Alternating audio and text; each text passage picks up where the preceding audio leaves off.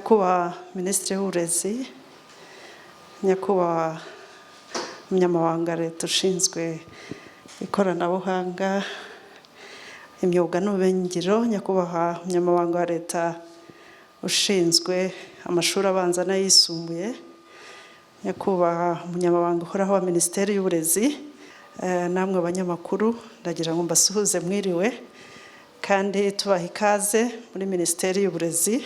Munyemereye nagira ngo dutangire kandi bashimira ko mwitabiriye ubutumire bwacu.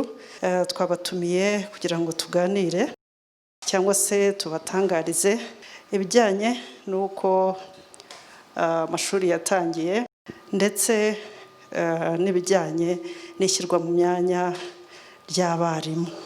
Urakoze Flavia, nyakubahwa abanyamabanga ba Leta, nyakubahwa PS, abayobozi b'ibigo turi kumwe, namwe abanyamakuru mwiriwe neza.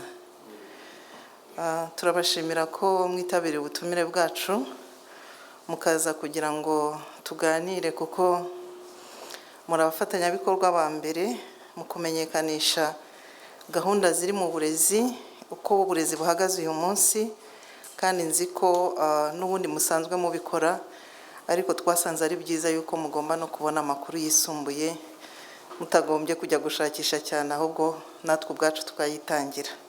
Turabibashimiye rero kandi tubashimira umusanzu n'ubundi musanzwe mutanga muri gahunda z'uburezi.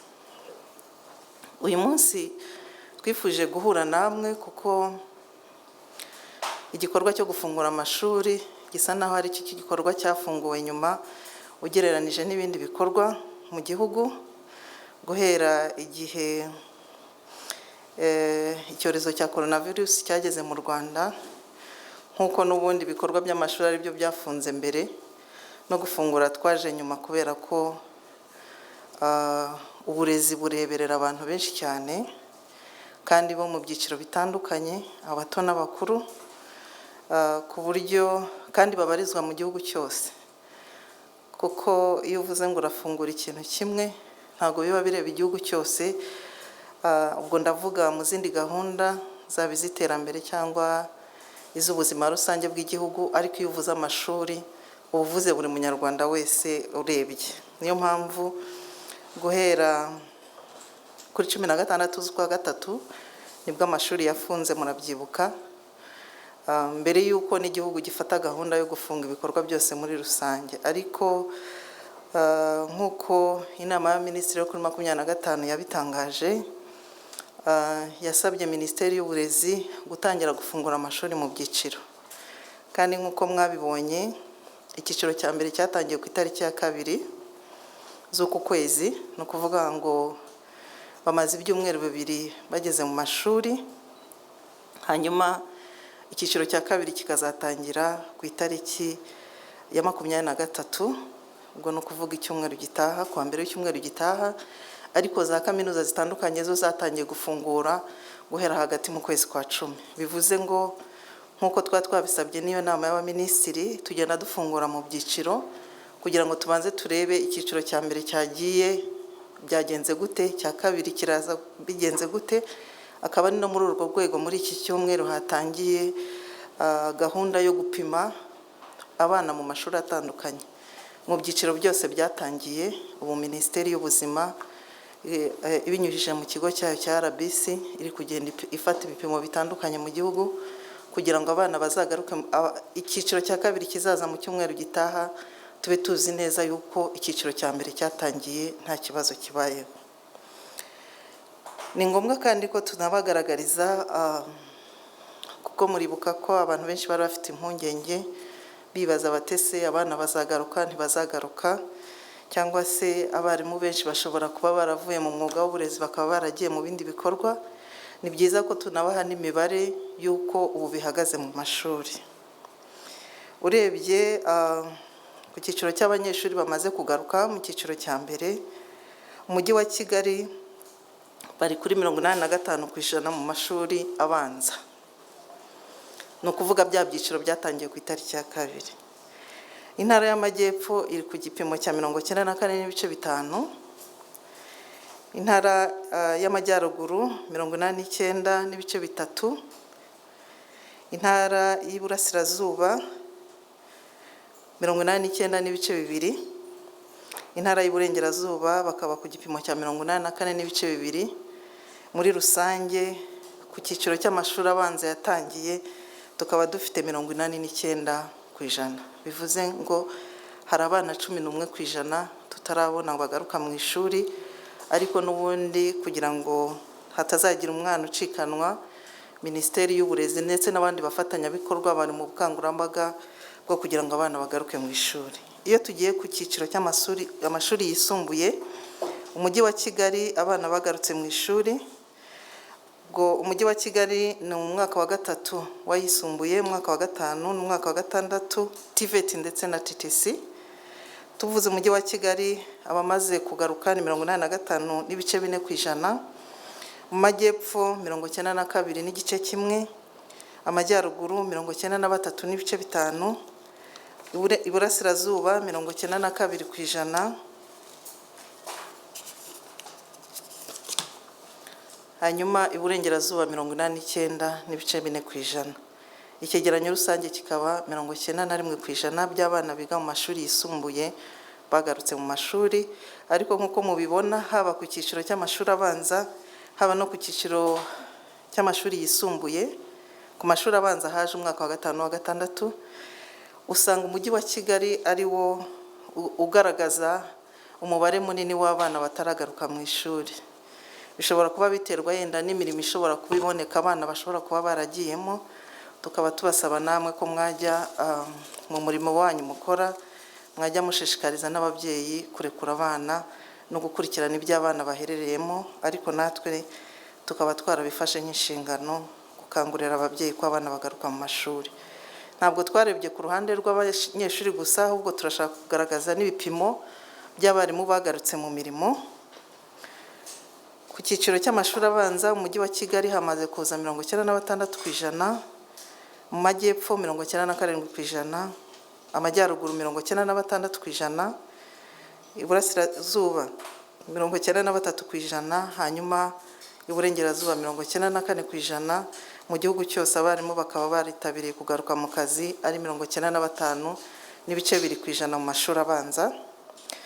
Ku mashuri yisumbuye umujyi wa Kigali bari kuri 96%, amajyepfo 97.2%, amajyaruguru 97%, Iburasirazuba 93.3%, Iburengerazuba 94.8%, wabiteranya bose ukabona ni 95.6%. Tukaba tubona ko igipimo cy'abarimu bagarutse mu kazi haburaho urebye ubiteranije 4.4%, ariko tukaba turi muri gahunda yo kongera n'ubundi uwo mubare, ku buryo ubwo twamaze kubona imibare y'abagarutse mu kazi biroroshye kugira ngo tubasimbuze. Tugiye ku gice cya kabiri kijyanye n'ishyirwa mu myanya ry'abarimu, turabizi ko mu minsi yashize hari imibare yari yagiye hanze, ariko dusa n'ababihagarika tubisubiramo kubera ibibazo byari byagaragayemo. Yenda mbahaye muri rusange uko iki gikorwa cyagenze, muzi ko hari abarimu bari barakoze mu kwezi kwa 12 2019 baratsinda ariko ntibabonerwa imyanya, ariko mu kwezi kwa 3 uyu mwaka hari iteka rya perezida ryasohotse rireba stati yihariye y'abarimu itanga uburenganzira ko baguma ku rutonde rutegereje mu gihe cy'amezi 20. Ubundi ni 28, ariko ukurikije igihe iteka ryasohokeye bari basigaje amezi 20. Bivuze ko abarimu nabo bagombaga gusubira mu kazi. Hanyuma mu kwezi kwa 7 hongeye kubaho igikorwa cyo gukoresha ibizamini byo gushyira abarimu mu myanya, nanone ubwo biyongera kuri babandi bakoze mu kwezi kwa 12. Ariko mu byumweru 2 bishize hari liste yari yasohotse igaragaza abarimu bashyizwe mu mwanya, ariko hagaragaramo ko bitakozwe neza. Mu byo twavuga nuko wasangaga hari abarimu bakoze ibizamini mu kwa 12 bagombye kubanza gushyirwa mu mwanya mbere y'abakoze mu kwa 7, ariko ugasanga icyo nticyakurikijwe, cyangwa se ugasanga bafite amanota make nubwo bose batsinze. Abafite amanota make bahawe imyanya mbere y'abafite amanota menshi, cyangwa se ugasanga abarimu bajyanywe kure y'aho batuye kubera ko kureba urugendo umwarimu akora bitari byitaweho.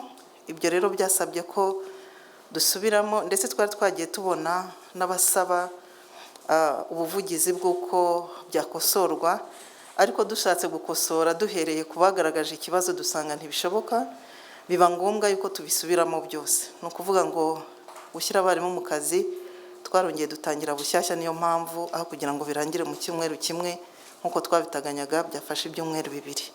Ariko n'ubundi nagira ngo mbamenyeshe ko ni igikorwa gikomeza kuko umubare w'abarimu dukeneye ni munini. Ariko uyu munsi nk'uko twabitangaje, Minisiteri y'Uburezi irashyira hanze abarimu uko bashyizwe mu myanya. Uko bihagaze rero, ubundi duhereye ku cyiciro cy'abarimu bo mu mashuri y'imyuga n'ubumenyingiro, twari dufite abarimu, imyanya yari ihari y'akazi yari 272.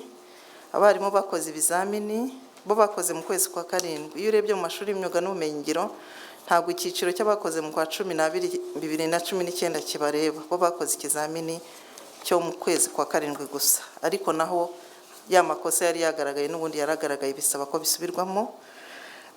Hanyuma abari basabye kwigisha mu mashuri y'imyuga n'ubumenyingiro bari 4145.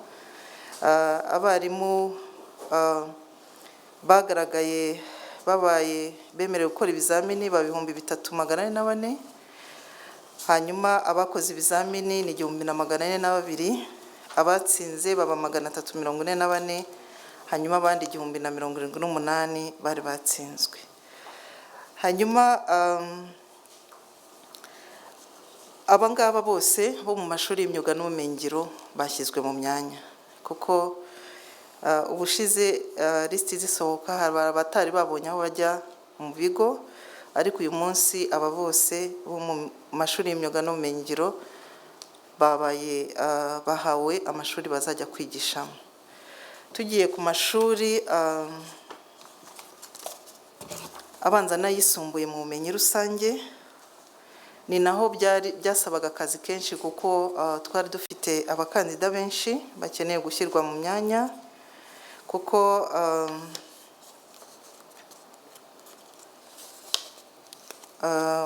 twari dufite lisiti y'abakoze mu kwezi kwa 12, tukagira n'abakoze mu kwezi kwa 7. Abarimu bo mu mashuri abanza n'ay'inshuke bagombaga gushyirwa mu myanya ni 3732. Harimo abo mu mashuri y'inshuke 107. Hanyuma abandi bo mu mashuri abanza mu ndimi twari dufite abakandida 1184. Mu bijyanye n'amasiyansi twari dufite abakandida bagomba gushyirwa mu myanya 1040.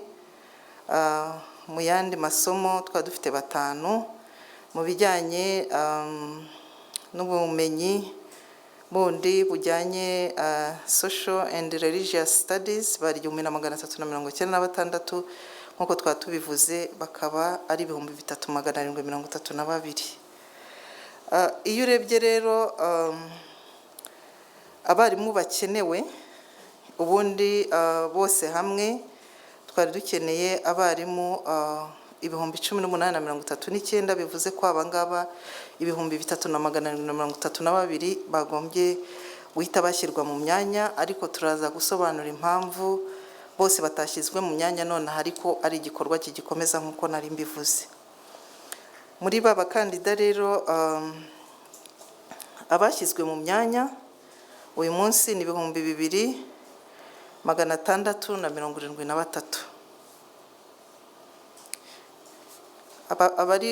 Abashyizwe mu myanya bafite icyiciro cya A0 ni 1367, A1 ni 1174, hanyuma A2 ni 132.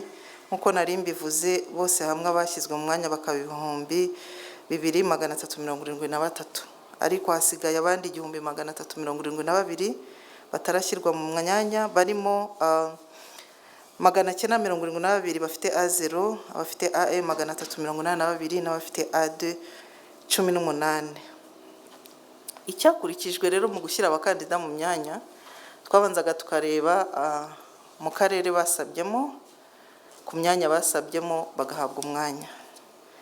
Haba hari abasagutse ariko batsinze, tukareba mu turere tuhegereye, hanyuma tukazabona gutekereza ngo nihe handi bashobora kujya gukora. Ariko kubigisha mu mashuri abanza ndetse bose bashyizwe mu myanya, bo nta kibazo cyabayeho.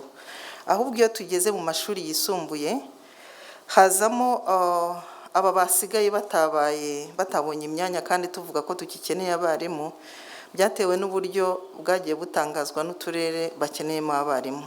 Ukabona umwarimu, reka tubahe nk'ingero, akarere kagasaba umwarimu wigisha imibare na entrepreneurship. Babandi bataboneye umwanya, ukabona yakoze ikizamini kimwe gusa cy'imibare. Cyangwa ukabona akarere kasabye umwarimu wo kwigisha math na biology, ukabona wa wundi wasigaye atabonye umwanya yakoze kimwe muri ayo masomo, yakoze imibare cyangwa yakoze biology. Impamvu tuvuga ko nabo bazabonerwa imyanya kandi vuba cyane, kuko ni igikorwa kigikomeza, nuko dufite amashuri mashya muri gahunda yo kubaka amashuri. Murabizi hari amashuri ageze muri 608 mashyashya. Abo ngabo rero batagaragara aho bakwakirwa n'amashuri mu turere dutandukanye, tugiye kubohereza mu mashuri mashyashya yamaze guhangwa, ku buryo bidasaba ko twongera gutegereza. Ariko uyu munsi twabanje kugaragaza abo uturere twasabye n'abahari. Ubu ngubu amalisite arajya hanze mu kanya. Muri rusange nibyo bijyanye n'abakandida bashyizwe mu myanya. Ikindi nk'uko mubizi, ubundi igikorwa cyo gushaka abarimu uko byari bimenyerewe mbere, kuko hari bamwe bagiye babyibaza bati kubera iki noneho biri gukorerwa ku rwego rw'igihugu. Nagira ngo mbamenyeshe ko ari ryo ryateka rya nyakubahwa Perezida wa Repubulika ryasohotse muri uyu mwaka mu kwezi kwa gatatu, niryo ritanga ubwo burenganzira, ku buryo n'ubundi tutazajya dutegereza ngo turere tubanze tugaragaza umwanya. Mu minsi izaza ibizamini bizajya bikorwa, noneho tugire data bank ihagije y'abarimu, ku buryo bidategereza kujya gushaka umwarimu bushyashya. Bivuze ngo n'utabona umwanya uyu munsi afite amezi 24 ku buryo ashobora kwinjira mu kazi igihe icyo ari cyo cyose. Cyane cyane nk'ubu twabagaragarije ko hari abarimu batagarutse mu kazi, byanze bikunze abo ngabo nabo bagomba gusimburwa. Akaba ariyo mpamvu twavugaga ko mu bakandida dufite uyu munsi nuko bije mu byiciro, ariko ubundi bose bagombye gushyirwa mu myanya y'akazi. Murakoze bagenzi banjye turi kumwe, habaye hari icyo bongeraho twabaha umwanya, hanyuma tukabagenera namwe umwanya wo kuba mwagira icyo mubaza. Murakoze. Kimwe mu bibazo byari byagaragaye byari ibyo bakandida bagiye bajyanwa mu tundi turere batasabiyemo. Ahangaha rero icyabaye nk'abarimu muri primaire bose twagerageje kubashyira mu turere bari bagiye basabiramo, uretse abakandida 93, kubera ko byagiye bigaragara ko mu turere bari baragiye basabiramo babaye benshi, hanyuma bikabona ko nta myanya yari ihari. Ariko nanone birumvikana ko mu gihe tuzaba tukireba iyindi myanya izaza mbere, abo nabo mu turere mw'imbere aho bari bashobora kugenda bashobora gushaka abo basimburana nabo. Hanyuma rero muri secondaire ababaye placed ubu ngubu nk'uko minisitiri yaramaze kubivuga ni 2673. Ariko nkongeraho ko muri iyi exercise turimo yo kubaka amashuri, hari amashuri menshi mashyashya yavutse ya primaire na secondaire arenga 600. Bivuze ko rero azakenera abarimu. Nk'uko minisitiri yaramaze kubivuga rero, kikaba cyari icyiciro cya mbere cy'abarimu bari barakoze ibizamini bari kuri waiting list ndetse n'abatsinze mu kwezi kwa karindwi, ariko mu cyiciro kizakurikiraho tuzakenera n'abandi barimu imibare myinshi. Ndamutse nyisubiyemo nihuse, muri primaire ni abarimu 14,307 bazakenerwa, hanyuma muri segonderi hakaba hari abarimu barenga 6,371 bazakenerwa nabo. Murakoze. Ku gice cya TVET nagira ngo gusa nkore clarification, abarimu bose babaye placed, ni ukuvuga abatsinze bageze kuri 340, abane gusa nibo bari busigare kuri waiting list muri abo bose batsinze. Nabo ariko twizeye ko muri iyi minsi mu cyiciro cya kabiri kigiye gukurikiraho nabo bazahita babonaho baba placed. So nakunga ko konyine nashaka kongeraho. Murakoze. Murakoze, nitwa Smita Kaboyi, nkoresha Ijwi ry'Amerika. Nafite utubazo tubiri gusa. Iki gikorwa mwavuze cyo gupima mu mashuri kirakorwa gute? Hanyuma niba mwarabashije no kureba abana batangiye bamaze n'ibyumweru 2 kwirinda COVID-19 byakozwe gute, yaba ari mu bigo by'amashuri cyangwa se n'ababyeyi ubwabo? Ikibazo cya kabiri kirarebana n'aba banyeshuri batabashije gutangira 11% muri primaire n'9 muri segonderi. Mwaba mwaramenye impamvu yabiteye ko impamvu zinyuranye zaba zaratumye abana bose badatangira kugeza uyu munsi? Hari amakuru yavugaga ko hari abana b'abakobwa bamwe batewe inda bakaba batarabaje kujya ku ishuri. Mwamenye umubare, harakorwa iki kugira ngo nabo bazafashwe? Murakoze. Kuri iki cyiciro kimaze ibyumweru 2 kiga, nibajije icyakurikiraho mu gihe hagaragara ko mu mashuri harimo ubwandu nk'uko n'ubundi mu buryo butunguranye biherutse kugaragara muri za gereza. Aho ntibyatuma abari gutangira kuwa mbere w'icyumweru gitaha bo batasubukura. Biteganyijwe iki gute mu gihe haba hagaragaye ubwandu muri iki cyiciro cya mbere cyafunguye?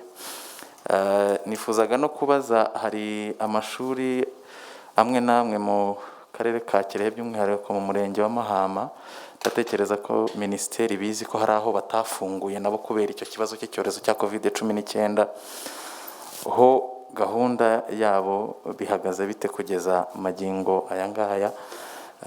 Wenda niba hari updates zindi mwaza nazo kuziduha. Ikindi nsorezaho ni ikijyanye n'ubundi n'uburyo izi ngamba zikurikizwa mu mashuri.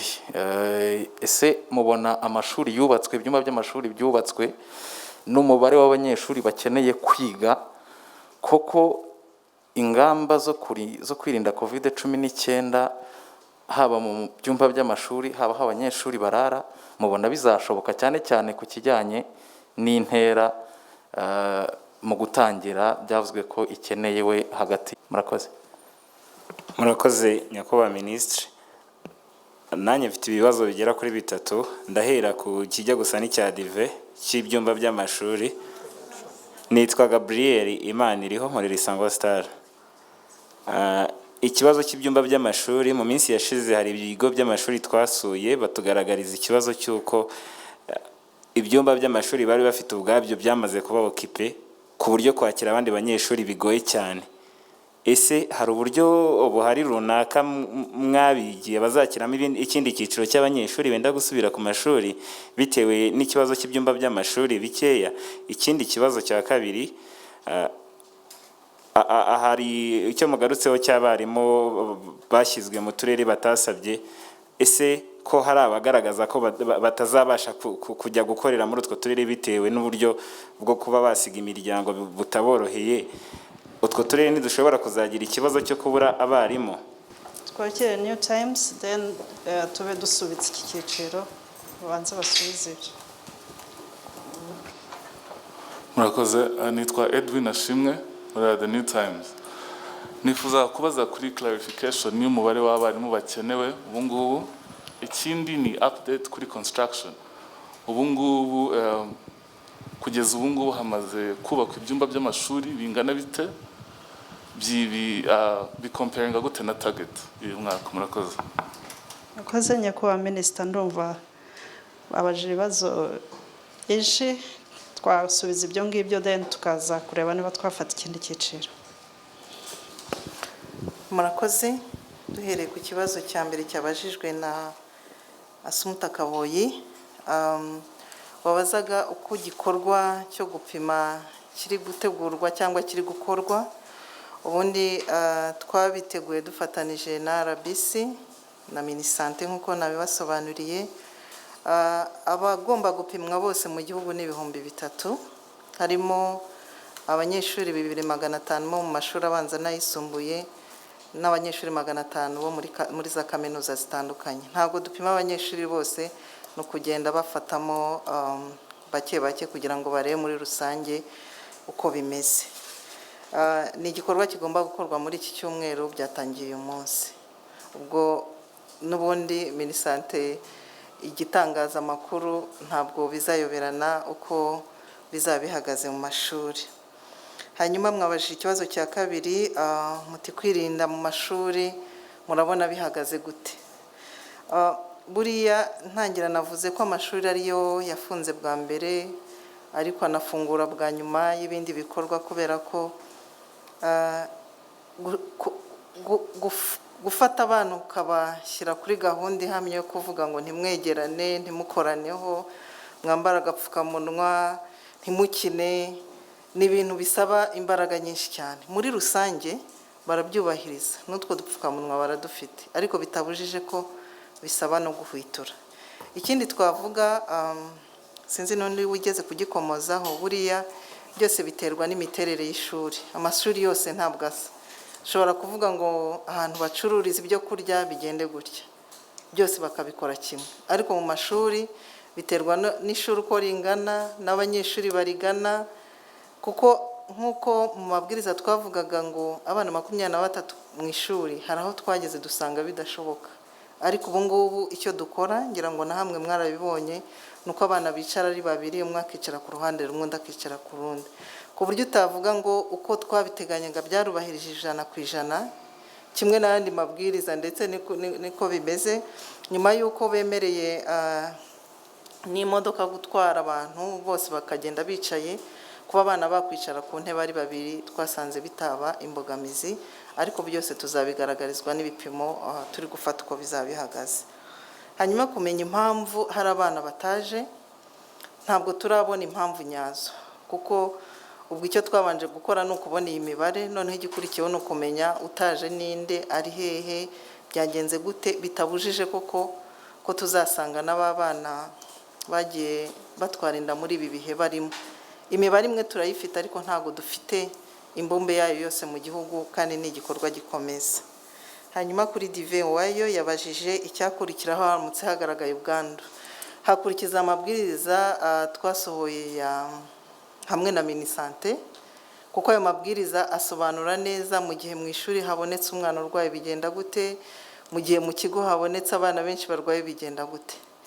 Ntabwo icyateganijwe mu mabwiriza ntabwo ari uguhita dufunga amashuri yose mu gihugu, ahubwo tuzagenda tureba ahagiye haboneka ikibazo abariho bikorerwa. Murabizi ko kuri buri shuri kuki twateganije ibyumba bishobora kujyamo abo bana, nuko twatekerezaga yuko ibyo bintu bishobora kubaho. Hari rero muri ya mabwiriza yasohowe niyo tuzakurikiza, nta kindi gishya.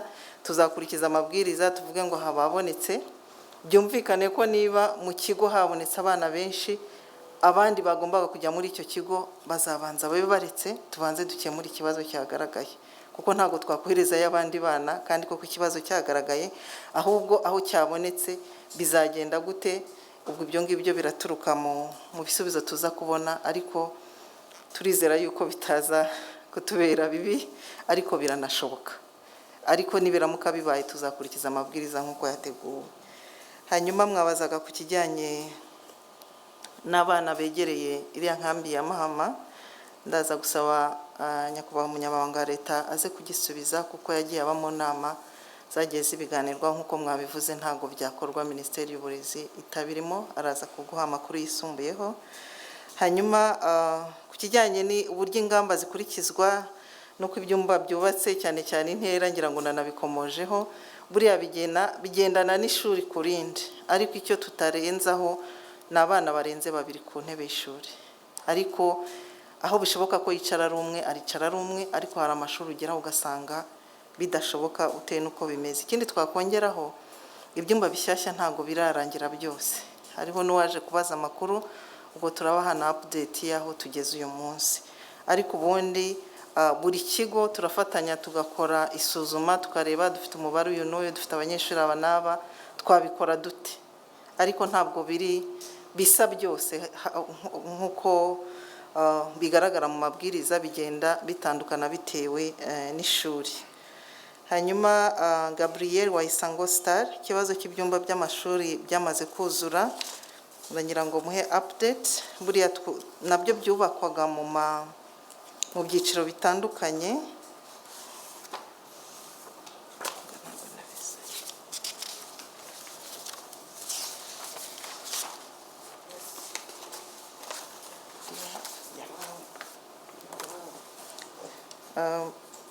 Ubundi dufite imishinga ibiri murabizi, hari umushinga wa banki y'isi, hakaba n'umushinga wubaka kuri gahunda ya guverinoma.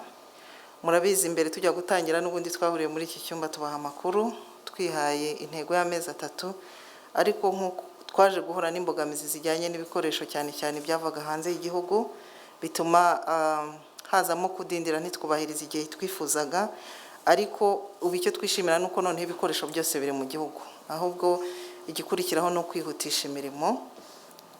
Muri rusange tugeze kuri 80%, ariko dufite amashuri amwe yamaze kuzura ageze mu 2700 mu gihugu, ari nayo navugaga yandi tugiye koherezayo b'abarimu basigaye batashyizwe mu myanya.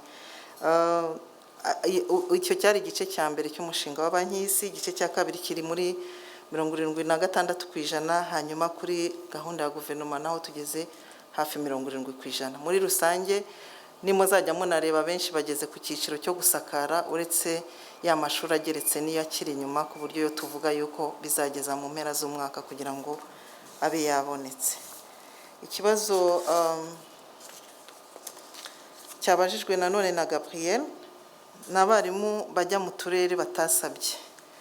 Ubundi gahunda yo kugira data bank y'abarimu no kugira ngo nushoboye kujya mu kandi karere nawe abashe kujyayo, ariko utazabasha kujyayo birumvikana nta wabimuhatira, kandi niba mu karere arimo nta mwanya urimo, icyo gihe niwe uzagira amahitamo. Ariko abona bimugoye adashobora kujyayo kandi mu karere arimo nta wundi mwanya uhari, ariyo mpamvu navuze ko noneho muri placement twibandaga kubanza kukareba abari mu karere imyanya ihari, bigakurikiza amanota. Nuko mugaragariza ngo ushobora kujya gukora ahangaha, yabyemera akajyayo, atabyemera agakomeza agategereza, kuko nyine rwa rutonde rufite amezi menshi, kubw'amahirwe hakazaboneka muri ako karere uwo mwanya, ntabwo bivuga ko atakaje amahirwe burundu. Hanyuma mwagaragaje n'amashuri ya 9 na 12. Buriya twifuzaga ko no mu gihe kizaza tujye tuyafata nk'amashuri yisumbuye nk'ayandi. Iyo tuyashyize mu byiciro usanga twayashyize ku ruhande. Aya mashuri rero nayo agira icyo agenerwa nk'amashuri afite abanyeshuri baba mu bigo, yose hamwe n'amashuri yisumbuye. Ikindi cya kabiri ni amashuri ya leta, akenshi usanga ari amashuri ya leta, ku buryo capitation grant itangwa mu mashuri atandukanye nabo barayibona, kandi turabizi neza ko bishoboka ko yaba nkeya kubera ibikorwa by'isuku n'ibindi byagombaga kubaho icyo gihe. Nk'uko turebera n'andi mashuri ni ibintu bizarebwa hamwe, ariko ntago iyo bajya kuyagenera ibyo agenerwa ntago bayafata nk'aho atari amashuri nk'andi yisumbuye. Kuba rero ari amashuri arebererwa na leta ntago yatereranwa, aho bizashoboka hose azafashwa. Hanyuma ikibazo cyabajijwe na Edwin, mwari muvuze atinya gusaba imisanzu. Si byiza nanone yuko niba ari umusanzu ukenewe mu babyeyi ngira ngo twigeze no kubivuga ubwo nari nsubiye kuri cya kibazo cya mashuri. Umusanzu w'ababyeyi ni ngombwa ariko aho bidashoboka ntago abana bagomba kuba victime, nta nubwo bagomba gusabwa ibirenze nyine ubushobozi bafite, ariko igishoboka nicyo cyakorwa ahandi leta ikayareberera kuko n'ubundi iyafite mu nshingano. Hanyuma ku kibazo cya Edwin Ashimwe wa The New Times,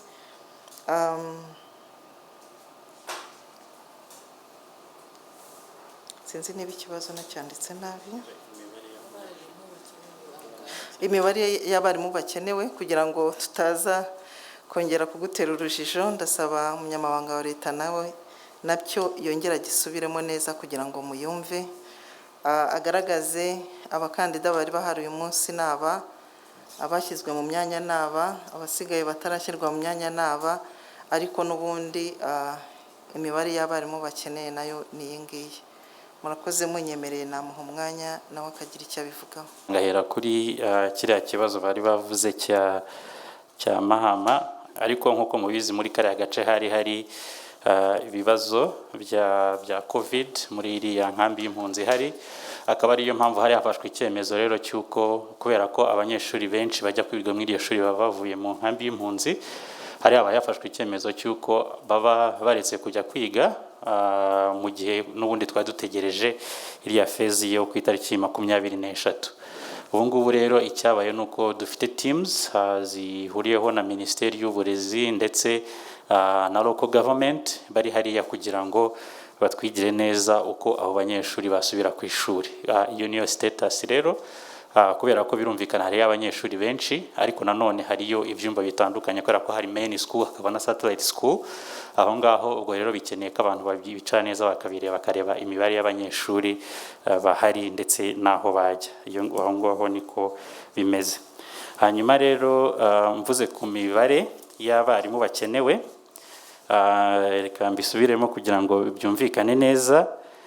Mu mashuri matoya cyangwa se muri primary schools, abarimu ubu ngubu bashyizwe mu myanya mu bo twari dufite kuri waiting list kuva muri 2019 ndetse n'abakoze ikizamini muri mu kwa karindwi uno mwaka ni 3732. Abo nibo bashyizwe mu myanya ubu ngubu, ariko nanone kubera imyanya dufite ndetse n'ariya mashuri mashyashya yavutse ndetse n'izindi vacancies zari zihari, ubu ngubu hakenewe abarimu 18339.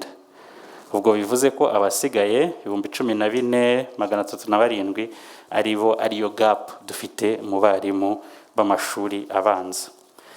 Hanyuma rero abashyizwe mu myanya mu mashuri yisumbuye ni 2673. Muri 2445 twari dufite nk'abakandida, bikaba bivuga ko 65% aribo bashyizwe mu myanya, abandi bakaba ari babandi Minisitiri w'Uburezi yavuze ko bakiri kuri iyo batashyizwe mu myanya, ariko nabo vuba cyane bishoboka nabo bakazaba bashakirwa iyo myanya yindi. Hanyuma rero muri secondaire urebye requirements dufite tukeneye abandi barimu 6371. Ariko iyi mibare y'abarimu dukeneye birumvikana ko ishobora kuziyongera bitewe nuko hari abarimu bashobora kuva mu kazi muri iki gihe, cyangwa se bidashobora kuba abashyizwe mu myanya hari igihe hazaboneka impamvu batazayijyamo. Ubwo rero birumvikana ko kino ni igikorwa kizakomeza kandi tugakurikiranira hafi kugira ngo ahabonetse icyo cyuho cy'uko nta mwarimu hari twahita tumushaka vuba, either avuye muri iyi data bank tuzaba dufite cyangwa se dukoresheje ubundi buryo bwo kubashyira mu myanya. Murakoze nyakubahwa Minisita, nitwa Ntambaraga Leo, ndi umunyamakuru wa Flash FM na Flash TV. Mu kwezi kwa karindwi mu karere ka Rusizi bari muri guma mu rugo, bituma batagira chance yo gukora ikizamini cy'akazi abarimu. Kugeza ubu ngubu baravuga bati bizagenda bite ko twebwe twacikana. Ikibazo cya kabiri, harabura icyumweru kugira ngo amashuri abatarasubira ku mashuri basubireyo. Ese mu by'ukuri abo barimu baba bakibura bizagenda bite ku banyeshuri baza barimo kwiga? nta cyuho kizagaragara mu barimu mu gihe abangaba batarasubira ku ishuri bazaba basubiyeyo. Hari abarimu nanone batubajije, icyo ni ikibazo cya gatatu, bavuga bati mutubarize nyakubahwa minisita, guverinoma yavuze ko bazongezwa 10% by'umushahara, ariko kugeza amagingo aya ngo ntabwo birakorwa, ngo ni ukubera iki? Murakoze cyane nyakubahwa minisita. Murakoze. Scovia, then hano.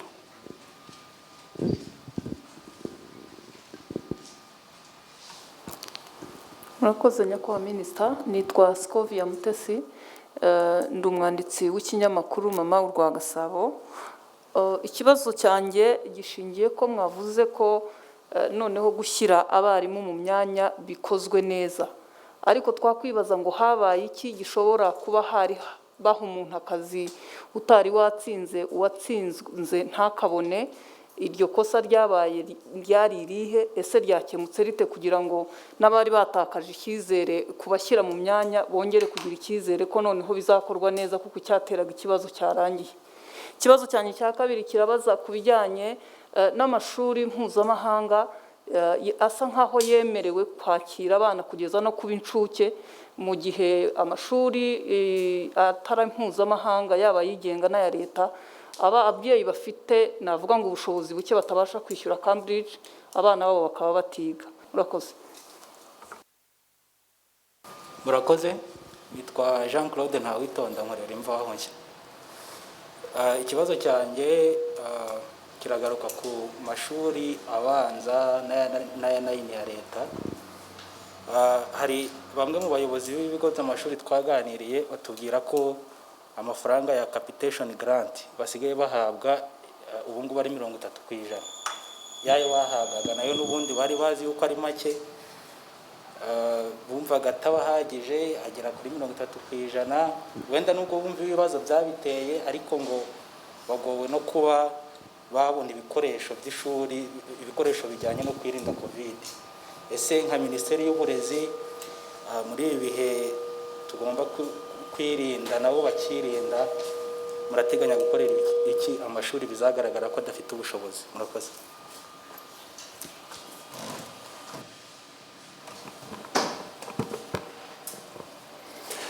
Murakoze nyakubahwa minisita, nitwa David Nzabonimpa, nkorera radio na TV10.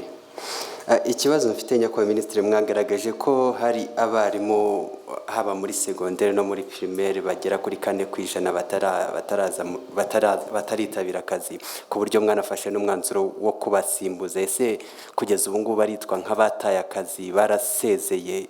Icyo cyemezo cyaje gite? Ikindi mfite, mu minsi ishize mwagaragaje ko kugeza ubu ngubu hagiye gushyirwaho gahunda yo gusaba ababyeyi gutanga ibyo kurya kugira ngo abana babo babashe kurya ku ishuri, bitagomba kuba umutwaro wa leta. Ese kugeza ubu ngubu cyaba ari cyo gihe cyo gutegeka ababyeyi gutanga amafaranga, mu gihe binagaragara ko hari abana bataraza ku ishuri? Iyo mbogamizi yo ntago yabirimo.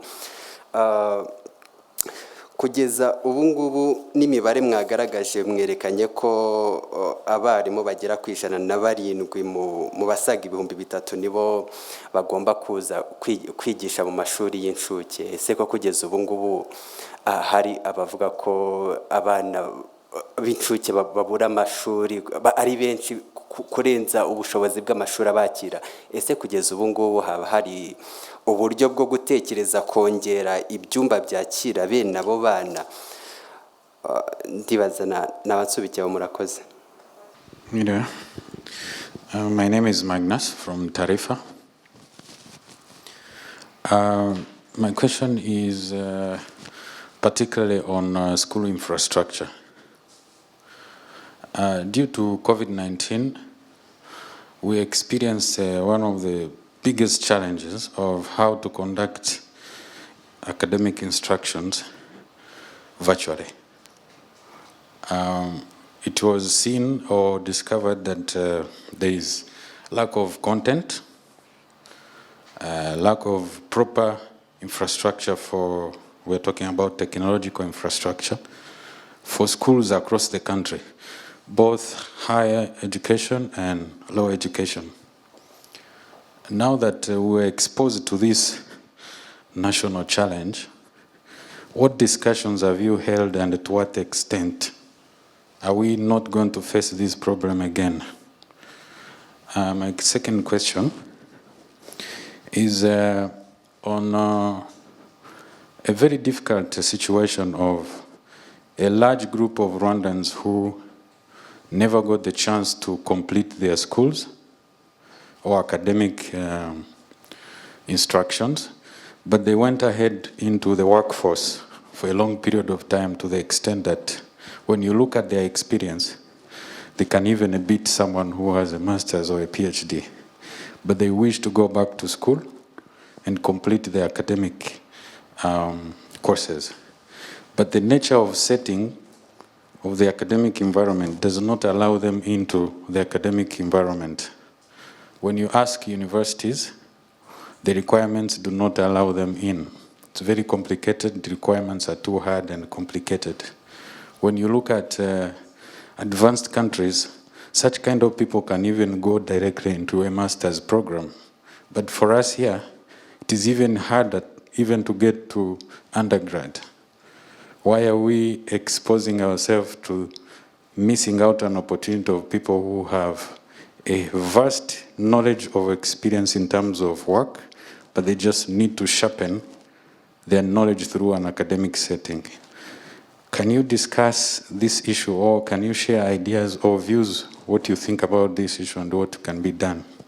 William, and then dusaba nyakubahwa ministers basubiza ibyo ngibyo, turaza kureba niba haba hari ibindi batasubije, wenda baraduha umwanya ukurikiyeho. Thank you so much, Honorable Minister. My name is Williams Vuningwire. I write for KT Press. I have one question. But before asking, I'll congratulate the Teacher Placement Committee for the good job. And my question is, why did it take long for REB to press these teachers over 4 months? And why did it take too short, 2 weeks, for the teachers' placement exercise to be done? Thank you. Murakoze. Reka duhere ku kibazo cya ntambara babazaga ku barimu abakandida bari basabye imyanya yo kwigisha mu karere ka Rusizi, ariko ibizamini byabaye mu kwezi kwa karindwi bigasanga bari muri gahunda ya guma mu rugo kubera impamvu z'icyorezo cya COVID-19. Abangaba barimo ibiciro bibiri, harimo babandi bari kuri waiting list yo muri 2019. Abo ngabo bashyizwe mu myanya muri gahunda. Aba bandi batabashije gukora baraza muri cya cyiciro cya kabiri kigiye, kuko nkuko mubizi hari n'izindi applications twasabye kugira ngo abantu bongere, nkuko byagaragajwe n'umunyamabanga wa leta, mwabonye ko tugifite ikigo kinini. Baraza rero muri icyo cyiciro kigiye gukurikiraho, ntabwo ari ukuvuga ko twabarangaranye burundu. Babe bihanganye, igihe nikigera nabo barinjizwa mu kazi. Hanyuma mwibazaga ku kibazo cy'abarimu bari kubura kandi amashuri atangiye. Ubundi iyo urebye aba barimu turi gushyira mu myanya uwo munsi bagombaga kuba baranagiyemo mu kwezi kwa mbere, kuko buriya mu kwezi kwa mbere naho hari habaye icyuho cy'abarimu bagera mu 6,000, ku buryo twizeye ko abangaba nibinjira mu kazi bigabanya cya cyuho n'ubundi cyari gihari. Buriya n'igihembwe cya mbere bari abarimu bagombaga kuba bari mu kazi. Nibyo hari abakibura, ariko abandi benshi basigaye bariya twagaragaje barareba bya byumba bishyashya n'amashuri mashyashya, ku buryo nta kibazo kizabaho muri aba banyeshuri bagiye gutangira no mu cyumweru gitaha, kuko turi kuziba icyuho n'ubundi cyari gisanzwe kiriho. Ariko abandi bakurikiraho ni ibyumba bishya n'amashuri mashya, kubera ko ibyumba byari byinshi bisaba nanone kwinjizamo umubare munini w'abarimu, kandi nabyo ni igikorwa kiri bwihute.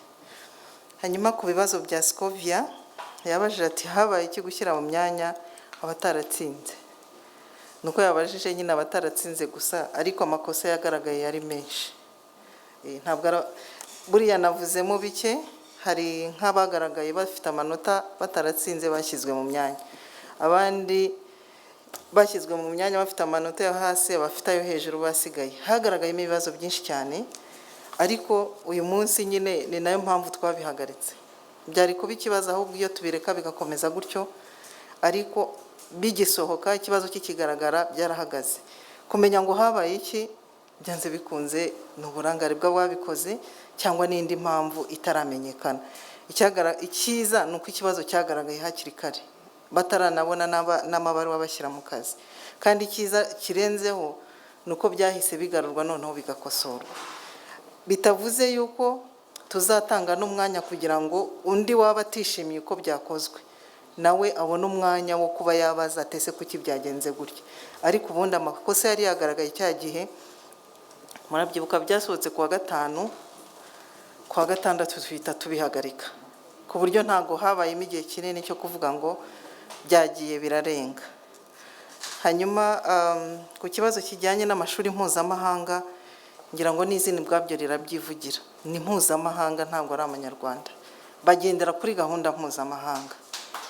Mu Rwanda dushobora kwiha gahunda tukavuga ngo turatangira igihe iki n'iki, nitwe dushyiraho gahunda y'amasomo biriya twita academic calendar, turagena turatangira iki gihe turangiriza igihe iki n'iki.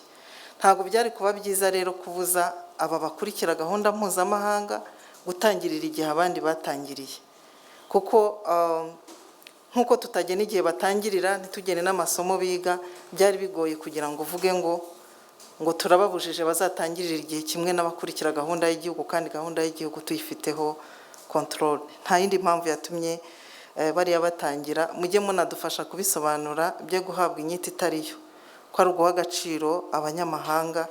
Ubwo byaba byaratangiye kubemerera gukorera mu gihugu, kuko kubemerera gukora mu gihugu ntabwo bivuze ko tuba twimye abanyarwanda agaciro. Ni byiza ko bisobanuka, bagendera kuri gahunda mpuzamahanga, ni nayo mpamvu tutatangiriye rimwe. Kandi icyiza kiriho ni uko n'abana b'abanyarwanda baragenda bafungura mu byiciro nk'uko twabigaragaje. Ikibazo cya Jean Claude yabajije kuki bahawe 30%. Ngira ngo nayo igihembwe cya mbere gitangira mu kwezi kwa karindwi. Ubundi amafaranga ya capitation grant abarwa ku munyeshuri. Kiragiye byari bigoye kumenya ngo barabarira ku banyeshuri bangahe, cyane cyane ko abanyeshuri bari bakiri iwabo. Ariya 30% yatanzwe yari ayo gufasha ikigo mu bikorwa by'isuku, kwishyura abazamu, ariko ubundi ajyana n'umubare w'abanyeshuri. Ngira ngo musanzwe mubizi. Ni nayo mpamvu ubu ngubu noneho ntago bazahabwa 30%, ahubwo bazabara umubare w'abana basubiye mu mashuri. Nicyo gisobanuro naguha. Hanyuma ku buryo utari kujya gutanga amafaranga mu mashuri abana badahari, niyo mpamvu babonye ariya 30%. Ntabwo ari uko bizakomeza babona 30%, ahubwo ubu ngubu ubwo twasubiye mu mashuri birahinduka, bize gukosorwa. Hanyuma iki cya capitation grant naza gusaba na PS yenda agatanga amakuru yisumbuyeho. Ku kibazo cyabajijwe na David, bariya barimu 4% bataraza mu kazi, buriya mbere ibaruwa isaba abarimu kugaruka mu kazi twandikiye uturere tubasaba ku itariki 12 z'ukwa 10 ko abarimu bagomba kuba bagarutse mu kazi. Ku itariki 26 bakaduha raporo, kubera ko buriya umukozi wa leta utageze mu kazi mu gihe cy'iminsi 15 ubundi aba yataye akazi, atatanze impamvu, ntituza aho ari, ntarwaye, ntiyavuze, nta kindi bisaba, nta nteguza, ntaki, ubwo baba baravuye mu kazi. Ahubwo biranababaje ntumenya ngo yakavuyemo ryari. N'ubu twabimenye kubera ko nyine amashuri yari yatangiye.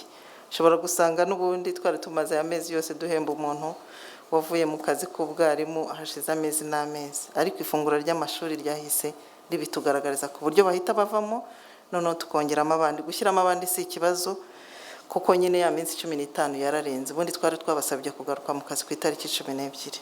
Hanyuma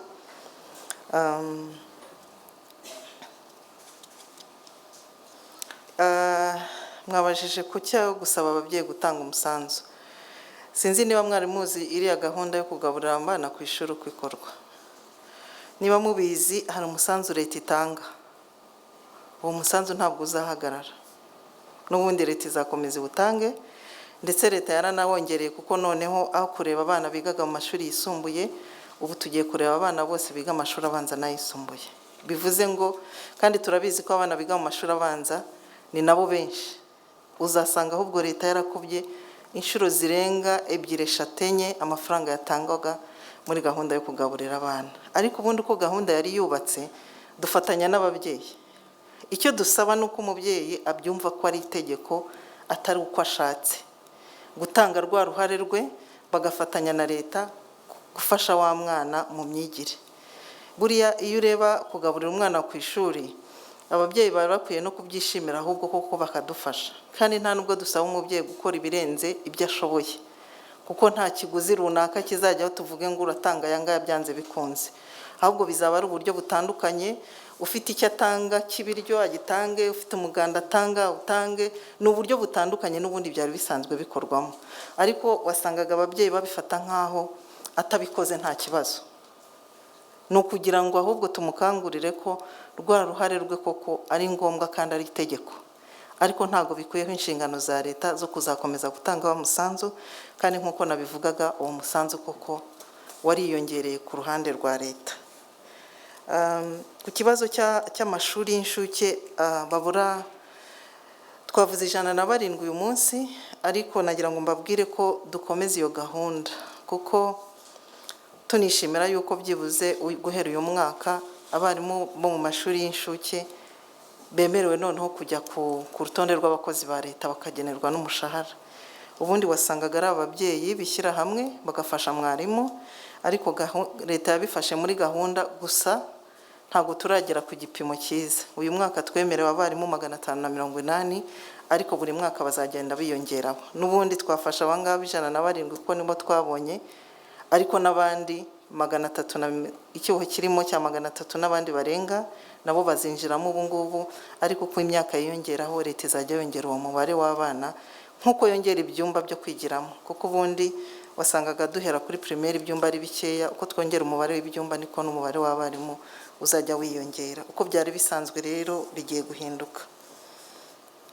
Ikibazo cyabajijwe na, I think it was in English by Masnas, about school infrastructure vis-a-vis the challenges we had when COVID outbreak started. I think it is related to the online teaching when it comes to the infrastructure, not even only infrastructure, but also the knowledge to use online technologies. All those affected us a lot in education sector. I will request the Minister of State to talk about it and what we are planning for the future. If anything else happens, how do we handle that? So meaning that we have to invest in technology. We've already started, but for more details, the Minister of State in charge of ICT and TVET, she will provide more details about this. And the second question about a large group of Rwandans who drop out from school and after some time they want to rejoin again and meet challenges. Normally we have what we call the Rwanda Qualification Framework that allows people to move from one level to another or from one program to another, meaning vertical or horizontal mobility. Normally there is a way anyone who wants to rejoin school can enter. Maybe the requirements might be tough, but it is provided in that Rwandan Qualification Framework. Maybe, I don't know if he was only talking about those rejoining universities or any school, either primary or secondary, but this Rwandan Qualification Framework provides ways of when and how someone who had dropped out from school can rejoin again. Maybe we can provide the details in that document, but it is really provided in this Rwandan Qualification Framework. Maybe the requirements, it depends at which level he had dropped out, or maybe he wants to join another specialization, but we even revised this RQF so that anyone who wants to join education can find a way. Thank you. And then the last question, I don't know how to respond to it. Why placing teachers took a long time and came out with so much errors, and then we managed to do it within just 2 weeks. This is bad, but I don't know the answer to give, because it looks like the same question as the one raised by Scovia. That was about why did you place people who failed the exams? It's just a pity, and we regret that. But also taking just 2 weeks, people had to work hard, and we had to dedicate a team that left out from their normal job to focus only on this. And as I was saying, we couldn't even finish within these 2 weeks. We said, this is the first phase that is going to be out at the end of today, but the process continues. Even next week, another group will go out, and then we'll keep moving on that way. But we learned from our mistakes, and what we commit is to do it better in the future. Thank you so much. Ikibazo kijyanye na school infrastructure yavuzeho nibyo koko mu gihe cya COVID tukimara gufunga amashuri twese twasigaye twibaza noneho se abanyeshuri bagiye kumara igihe kingana gute batiga mu buryo bwihuse dukorana n'ibigo by'itumanaho telcos badufasha kureba some of the platforms twari dufite batuma dushyira hanze content is rated no kuvuga ngo abanyeshuri babashaga kuyigeraho batishyuye icyagaragaye ariko ntago ari bose hari amashuri amwe namwe ubwo ndavuga cyane cyane aya kaminuza atarafite iyi content iri ready ku buryo bo batigeze bahabwa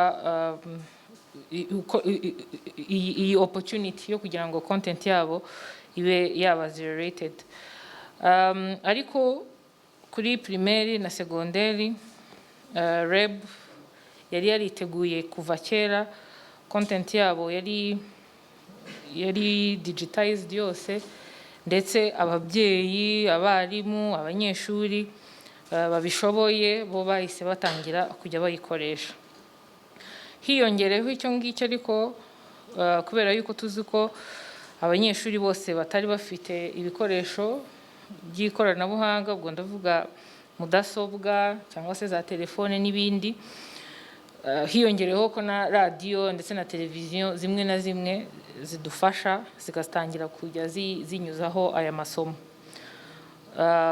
cyane kandi ko twari tuzi ko uyu umubare w'abanyeshuri batabasha kubona ibikoresho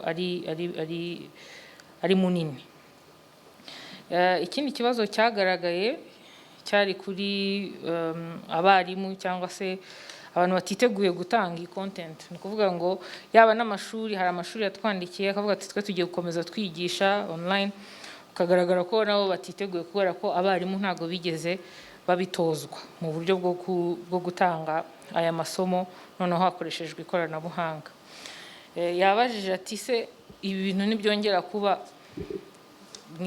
twiteguye gute guhangana nabyo navuga ko byatubereye isomo cyane cyane ku burezi kimwe cyo going forward nuko mu gufungura amashuri kubera ko tuzi neza ko abanyeshuri bose nubwo hari icyakozwe nubwo content imwe is rated abarimu bamwe bagerageje gukomeza kwigisha online n'ibindi mu gufungura amashuri niba mwarabonye ingengabihe hateganyijwe igihe cyo gusubirishamo abanyeshuri kugira ngo babandi batigeze babasha kwiga cyangwa se batigeze babona iyo content y'icyo gihe babashe noneho nabo gushyira kugira aho bagera noneho bakabona kubazwa ikindi cya kabiri turi gukomeza kuganira n'ibigo bitanga cyangwa se bicuruza internet cyane cyane kugira ngo bakomeze korohereza amashuri ku kiguzi cya internet ibiriko birakomatanyirizwa hamwe n'indi mishinga turi gukora hano muri minisiteri, tuzabatangariza nibigenda neza mu mwaka utaha mu ntangiriro, aho ikiguzi cya internet tuzabasha kukigeza ku mafaranga makeya, ku buryo noneho going forward ikibazo cya internet gikomeza kugaragara kitazaba ari ikibazo. Gusa mu gihe ibyo tutarabigeraho, turacyakomeza kuganira na za telcos kugira ngo turebe nk'uko bari baraduhaye nagita inyoroshyo mu gihe kirenga amezi 5, bikomerezeho amashuri n'ubundi akomeze guhabwa umwihariko iyo bigeze kuri ibi biciro bya internet. Igikurikiraho cyatugaragarijwe cyane ndetse byari binateye ikibazo ni abanyeshuri cyane cyane biga muri za kaminuza batari bafite mudasobwa. Abo muri leta hari gahunda yashyizweho, abishyurirwa na leta cyangwa se bahabwa inguzanyo na leta, hari gahunda yashyizweho bagenda bahabwa za mudasobwa, ariko abo mu mashuri yigenga bo ntibigeze bashyirwa muri iyi gahunda. Dufatanyije na HEC ndetse n'amashuri atandukanye, turi gukora kuri ubundi buryo bwatuma noneho n'aba banyeshuri biga mu mashuri yigenga nabo babasha guhabwa izi mudasobwa. Mu byumve neza, ntabwo leta igiye gutanga mudasobwa ku banyeshuri bo mu mashuri yigenga, ahubwo ni ugushyiraho uburyo nabo buborohereza kuzibona. Abandi bakomeje kugenda babaza izacu ntabwo zikora n'ibindi nk'ibyo, ibyo nabyo turagenda tubisubiza mu minsi igiye kuza. Ikibazo nyamukuru gikomeye ngira ngo na Magnus yakomeje kuvuga cyari kiri kuri content, cyane cyane ko muri kiriya gihe amashuri menshi yagaragaje ko itari ready. Icyo tumaze kubona muri iyi minsi nuko amashuri y'ubwayo, ubwo ndavuga cyane cyane ya kaminuza, yo yifatiye initiative mu gufungura, akavuga ati twe tuzakora uburyo bubiri, tuzigisha mu buryo buri physical ariko tuzagira n'amasomo dutanga online, ku buryo dukomeza kumonitoringa dufatanyije n'ababishinzwe kureba iyo content. Of course mu gutangira ntabwo imeze neza 100%, ariko uko batangiye bigenda bihinduka. Iyo bigeze rero ku gice noneho cya TVET na IPRCs, abanyeshuri baho bo biragoranye ko wabigisha gusa badakora practice, ku buryo amasomo yabo yo going forward content izaba more of simulations kurenza uko byaba ari kwigisha nk'uko twagiye tubibona umwarimu ahagarara imbere akigisha, ahubwo bizaba bishobora no gushyirwa mu bikorwa. Ntabwo nzi ko igisubizo nkimuhaye neza, gusa ntabwo twicaye. Iki kibazo cya covid twese cyatubereye isomo, ntabwo ari ikintu twari twiteguye. Hari ibyari byarakozwe ndetse byiza binashimishije mu burezi, gusa igihe iki kibazo cyatugwiririye byagaragaye ko koko tugifite urugendo rurerure. Twiteguye rero guhangana nacyo, turizera kandi ko atari twebwe twenyine nka minisiteri twize iri somo, ahubwo n'abafatanyabikorwa, amashuri, abarimu, abanyeshuri, ababyeyi, ubu bazi neza akamaro ko kugira ibi bikoresho by'ibanze by'ikoranabuhanga. Ikibazo nk'iki cyongeye kuba, ntabwo turi kubona ukuntu twakongera gufunga, kandi noneho ibi byaratubereye isomo. Murakoze. Buriya capitation grant ni operational cost y'ishuri, niyo twita capitation grant. So iyo operational cost y'ishuri itangwa igihe abana bahari kugira ngo ifashe ishuri muri operations za buri munsi. Rero nyakubahwa minisita ngira ngo uko yabisobanuye, covid kiba kubera ko abanyeshuri bahise bataha, abazamu bagumye ku mashuri, twagombaga guhemba abazamu. Icya kabiri, nta nubwo twifuzaga ishuri risa nabi, ikiguzi cyo gukora amasuku cyagumyeho, ba cleaners bagombaga kubona amafaranga. Tugiye kubibara dusanga muri proportion yari ikenewe kugira ngo ishuri rikomeze guhemba abazamu no gukora amasuku ku ishuri, yari 30%, ariko kuvaho amashuri yatangiriye ikiguzi cya capitation grant kizabarwa 100%. Batangire babona amafaranga kubera ko n'ubundi ya 70% irakenewe kubera ko abanyeshuri bagarutse. Ayo niyo mafaranga akoreshwa mu bintu bitandukanye, hari kugura ya masabune, repairs ntoya n'izindi operations z'ishuri, ukuyeho bya bindi binini bitangwa na Minisiteri y'Uburezi. Ndibwira ko ibindi nyakubahwa Minisitiri yabisobanuye ku buryo abatangiye ku itariki 2 ikiguzi cyuzuye 100% ya capitation grant bazatangira bayabone bijyanye n'abanyeshuri bageze ku ishuri icyo gihe. Abazahagera kuri 23 n'abikiguzi kizaboneka 100%. N'ikindi cyiciro cya gatatu nikiza tuzatanga 100% ya capitation grant. Nyakubahwa Minisitiri, ikibazo cya kabiri cyari kuri 10%. Hari ugeze kuvuga ko byavuzwe ko abarimu bazongezwa 10%. Ayo mafaranga yarateganyijwe kandi bigiye gutangira kubahirizwa muri uku kwezi kwa 11, ariko n'amafaranga batabonye guhera mu kwezi kwa 7 zigiye kuba arrears zibarwe nayo bazayabona. Bivuga ko increment ya 10% abarimu bemerewe fiscal ya 2021 bagiye kuzayihabwa.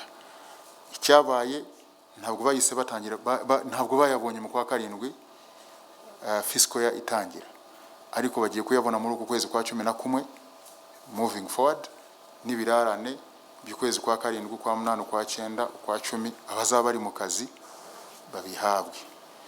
Murakoze. Mu minsi mikuru Noheli na Bonane abana nabwo bazaba bakiri ku ishuri, twagira ngo mugire wenda icyo mu bidutangarizaho. Ikindi cya kabiri, Scofi yari yabaje ku kibazo cy'uko hari amashuri mpuzamahanga yafunguriye yakira abana b'amashuri y'abanza ndetse n'ay'incuke. Twagira ngo mutubwire kuko nabyo turabibazwa, batise mutubwire igihe amashuri abanza abana bacu bazagera ku mashuri, tukavuga tuti natwe dutegereje wenda mu nama bazabitangaza, byo byaba biteganyijwe yuko bazasubira ku mashuri ryari. Hari ikindi kijyanye n'uburyo former Minister Eugene Mutimura yigeze avuga yuko hagiye kujyaho gahunda y'amata kuri buri mwana. Twagira ngo wenda nabyo mubitubwire niba iyo gahunda yaba igikomeje cyangwa se itagikunze. Murakoze. Murakoze. Twakira ikibazo cya nyuma ako tuganisha ku nsanganyamatsiko y'ibiganiro twari dufite itangira ry'amashuri na teacher placement. Murakoze. Nitwa Emmanuel Ntirenganya, ndi umunyamakuru muri The New Times.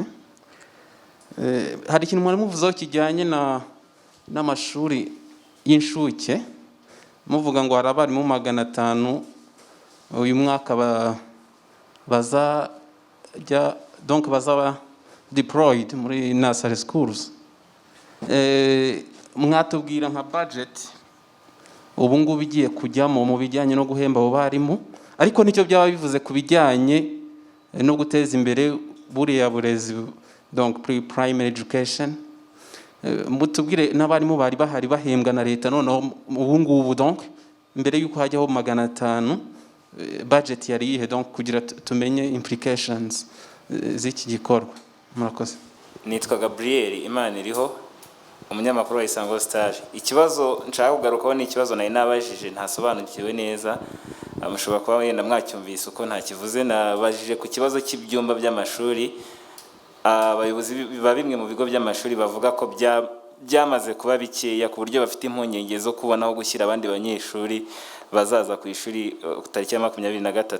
Ibyumba bavuga ko byamaze kuba bike, hari aho ugera ugasanga bari kukwereka ibyumba 8 kandi ubwabyo bafite umwaka umwe w'amashuri abanza urimo abanyeshuri 400 nabo ubwabo batakwira muri ibyo byumba aho hubahirijwe amabwiriza yo kwirinda COVID-19. Ese hari ikintu kizakorwa mu rwego rwo kuba abanyeshuri bose bajya ku ishuri ariko bakabona aho bigira, ariko nanone bitabangamiye amabwiriza yo kwirinda COVID-19? Murakoze. Murakoze. Nyakubahwa Minisitiri, ndumva ari no kuri ibyo bibazo turi busoreze iyi session. Ndumva rero umwanya ruwanya. Murakoze.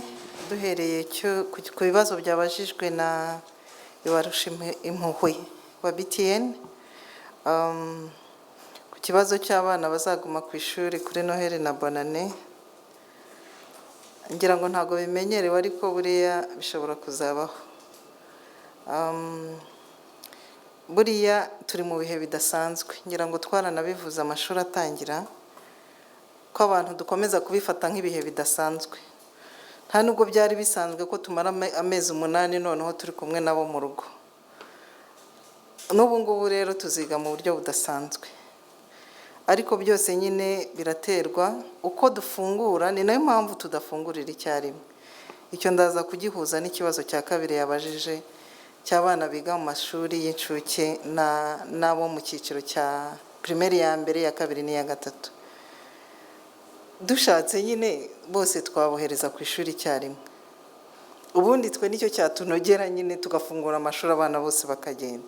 Ariko tujye tubanza twibuke impamvu nyine twamaze ayo mezi 8, twibuke n'impamvu turi gutwara icyiciro kimwe, tugatwara icya kabiri, tugatwara icya gatatu. Ibintu byose tugiye kubikora mu buryo budasanzwe. Mu minsi ishize barimo baravuga kwirirwa uvuga wambaye agapfukamunwa, twese namwe uko muri hano ndabizi iyo umuntu ageze ahiherereye nicyo kintu cya mbere akora, kubera ko karabangamye. Ibintu byose rero ntabwo tuzabikora kubera ko bitunogeye, n'ababyeyi bihangane, n'abana bihangane, babanye nabo igihe kinini, yewe n'uwo munsi mukuru ntibazasohoka. Urasanga n'amabwiriza yo kujya gukora iminsi mikuru arahari, nturenza aba n'aba. Mbese byose biri mu bihe bidasanzwe. Turasaba ababyeyi bafashe n'abana kubyumva, kuko umubyeyi natabyumva ntabwo umwana ari uzabyumva, kuko niba atabyumva ntabwo bazabasha gusobanurira abana impamvu yabyo. Reka rero tubifate kimwe, twumve ko ari ibihe bidasanzwe n'uburyo bw'imyigire bidasanzwe.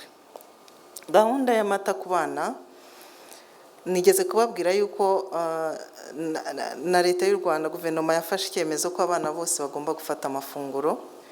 Iyo tuvuze amafunguro ku bana batoya n'amata abarimo, ndetse hariho nabigeze kubaza ngo kubera iki abana bo muri primaire ya mbere, ya kabiri n'iya gatatu, kuko biga mu byiciro, bamwe mu gitondo abandi nimugoroba, nuko n'iyi gahunda ihari. Niba atabonye amata, uwo mwana nubwo ataha mu rugo ariko arabona igikoma. Turanabizi niyo bari mu rugo ntago umwana ategereza saa sita ngo agire ikintu yongera gufata. Ni byiza rero ko no mu gihe ari ku ishuri abona icyo afata. Iyo gahunda rero irahari, ni nayo mpamvu nyine yagiye ku byiciro byose uhereye mu mashuri y'incuke kuzamura. Emmanuel wa The New Times, ku kibazo cy'abariya abarimu bo mu mashuri y'incuke, iyo wumvise 580 ahandi turi kuvuga ibihumbi, ushobora kugira ngo ni bake, ariko ubundi leta yishyuraga abarimu 33 gusa. Kuva kuri 33 rero ukageza kuri 500 barenga, ntago tugeze aho twifuza, ariko niyo ntangiriro. Niba 30 ugeze kuri 500, ni ukuvuga ngo twakubye inshuro zirenze 10. Aho ngaho rero tugiye twongera buri mwaka, ngira ngo byagira icyo bitanga. Ubwo ngubwo kuvuga budget ni ukujya mu mishahara nyine y'abo barimu. Ibyo buryo burambuye bwo ntabwo mfite nonaha, ariko ubundi wakwibaza mvuye kuri 33 ngeze kuri 500, urumva ni umushahara ukubye inshuro zirenze 10. Hanyuma ku byumba by'amashuri, ikibazo cyari cyabajijwe mbere, buriya ikigo cy'ishuri kigira hejuru y'amabwiriza twatanze, habaho n'ubundi buryo bwo gukora bugendeye uko ishuri rihagaze. Ikindi cya kabiri, amashuri mashya nkuko twabigaragaje ntago turagera yose ku kigero cy'100%, ku buryo abana bamwe bimuka bakajya mu yandi mashuri. Ariko dufite icyizere ubu ngubu kubera ko abana bo muri primaire ya mbere kugeza mu ya gatatu ntabwo barasubira ku mashuri, kandi burya niho tugira imibare myinshi, ku buryo abana bari mu mashuri ubu ngubu bashobora gusaranganya, bitabujije ko hashobora kuba hari ishuri rifite icyo kibazo. Natwe turayazi, twarayabonye na hano muri Kigali. Abo ngabo rero ntabwo tubifata rusange, ahubwo dukorana nabo by'umwihariko tukareba twakora gute ku buryo abana baticirwa n'amasomo, ariko ni ishuri kurindi, kuko nta shuri rihuje n'irindi mu bijyanye na infrastructure cyangwa ibindi bikoresho bikenewe.